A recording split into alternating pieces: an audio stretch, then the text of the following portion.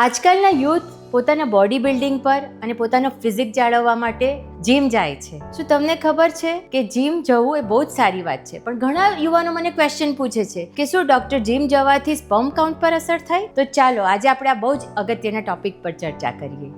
જો તમે regular gym જતા હોય અને માઇલ્ડ ટુ મોડરેટ પ્રમાણમાં એક્સરસાઇઝ કરતા હો તો એ તમારી ફર્ટિલિટી માટે ફાયદાકારક જ છે, કારણ કે એ બ્લડ સર્ક્યુલેશન સુધારે છે, તમારો મૂડ સારો રાખે છે અને તમારું સ્પર્મ પ્રોડક્શન અને એની ગુણવત્તા પણ સુધારે છે. પરંતુ તો પ્રોબ્લેમ ક્યારે થાય છે? જ્યારે તમે ઓવર ટ્રેનિંગ કરો છો, તમે ખૂબ જ પ્રમાણમાં જીમ કરો છો, તમે તમારું બોડી બનાવવા માટે અને તમારા મસલ્સ બનાવવા માટે એનાબોલિક સ્ટીરોઇડ્સના ઇન્જેક્શન અથવા તો ટેસ્ટોસ્ટેરોનના સપ્લિમેન્ટ લો છો અને તમે પ્રોટીન સપ્લિમેન્ટનો દુરુપયોગ કરો છો. શું તમને ખબર છે કે એનાબોલિક સ્ટીરોઇડ્સ એટલે કે આર્ટિફિશિયલ ટેસ્ટોસ્ટેરોન, જો તમે એનો ઉપયોગ કરશો તો તમારા બોડીમાં જે મેલ હોર્મોન છે, તમારો પુરુષત્વ જાળવી રાખતો હોર્મોન જેને ટેસ્ટોસ્ટેરોન કહેવામાં આવે છે, તેનું પ્રમાણ લો થઈ જશે અને એને કારણે તમારા ટેસ્ટિકલ્સ નાના થઈ જશે, સ્પર્મનું પ્રોડક્શન ઘણું જ ઘટી જશે, ઘણી વખત તમારી જાતીય સમાગમની ઈચ્છા પર પણ એની અસર થાય અને તમારી લવ લાઈફમાં પણ પ્રોબ્લેમ થઈ શકે. અને જ્યારે પણ તમે આ એનાબોલિક સ્ટીરોઇડનો ઉપયોગ કરો છો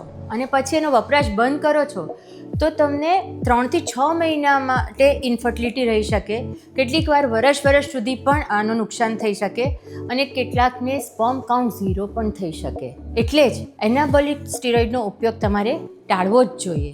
આ ઉપરાંત જો તમે પ્રોટીન સપ્લિમેન્ટનો પણ ઓવરયુઝ કરશો અથવા તો સ્ટીરોઇડ સપ્લિમેન્ટવાળા પ્રોટીન પાવડર લેશો તો એ પણ તમારી ફર્ટિલિટી માટે હાનિકારક છે. જીમમાં તમે બહુ ટાઈટ કપડાં પહેરીને જાઓ અથવા તો જીમ પછી સોના અથવા તો સ્ટીમ જો લો, વધારે ટાઈમ માટે લો તો એની ગરમી પણ તમારી સ્પર્મ કાઉન્ટ અને એની ગુણવત્તા પર અસર કરી શકે છે. હવેથી જ્યારે પણ જીમમાં જાઓ ને ત્યારે નક્કી કરજો કે તમારે તમારું બોડી તો બિલ્ડ કરવાનું છે, પરંતુ સાથે તમારું ફ્યુચર પણ બિલ્ડ કરવાનું છે. એટલે જ સ્માર્ટ વર્કઆઉટ કરો, તમારું મસલ્સ પણ હેલ્ધી રાખો અને તમારા સ્પર્મ્સ પણ હેલ્ધી રાખો.